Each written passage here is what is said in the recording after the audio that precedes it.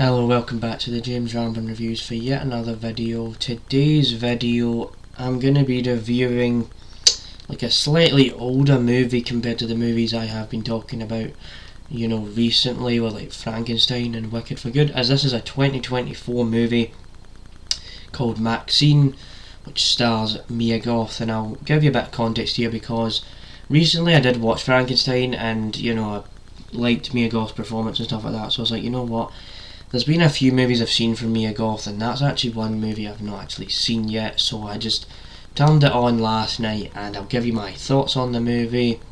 I might give you some spoilers because the movie's been out for about over a year or something like that in 2024, so it is all of that. But what you need to know is that I did actually enjoy the other movies in this familiar franchise, where Mia Goth kind of plays this actress character, and then she tries to get revenge on everybody else and things like that. Like, the whole point of the whole franchise was how she was this person, Maxine Minx, and they judged her for how she was acting a certain way, and then she went ahead and attacked them all. And there was just something about the other movies where she had this particular performance and it kind of stuck out from the crowd, and it was quite a good performance, so there was all of that. So in terms of this movie though, this movie's set during the 1980s, where this is where she starts to realise, she's already had the fame from those other movies, she's already been recognised what she'd done in the other movies. So this time around, this movie's actually more of a murder mystery case, where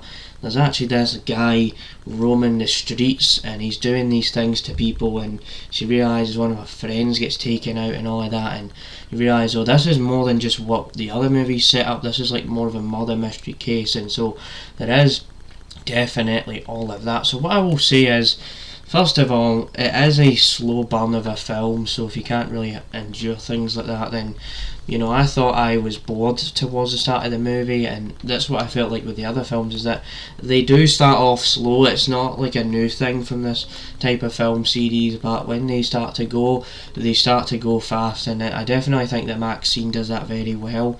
It sticks to what it knows from that kind of thing. But what I will say is that it's pretty tame compared to the other films. And what do I mean by that? So it doesn't have as much of what was in the other films, like how there was the crazy revenge storyline where you just saw the chaos ensue non-stop. Well, there's none of that in this movie. This is more just like, it's not a laid back movie, if you know what I mean, but the storyline itself, it isn't very, it's not very dramatic as the other films. Like, it's just, hey, there's this guy, he's a killer, he's gonna do this to this sort of thing, and there definitely is all of that. And how the movie wraps up and you figure out that the killer is related to Maxine Minx, it is kind of interesting to a certain degree, but I kind of sat there at the end of the movie, was like, is that it? Is that all they had to offer, was just the fact that, yeah, these two were related, and that was all we needed for an hour and a half. That was what we were watching. So there was all of that. I will say that, Mia Goth, she is still decent in this movie, but I just prefer the other films, and I think, this movie's enjoyable, but I would never go back and watch this movie again. If, you needed a reason to kill a bit of time and all of that, then this movie does itself pretty well. And there's not much else I can say. Like, the big spoiler is pretty much that the dude that was doing these crazy things, he's actually doing these things to women and all of that, and then you figure out all that stuff with how Mia Goth and the guy was actually related. Like, that's pretty much the big twist in the entire movie, and you could tell from a certain point of view that that was how it was going to turn out. Like, there was going to be some sort of connection to Maxine Minx. So the movie wasn't horrible or anything. It wasn't like horrible or terrible to watch. It wasn't like anything like that.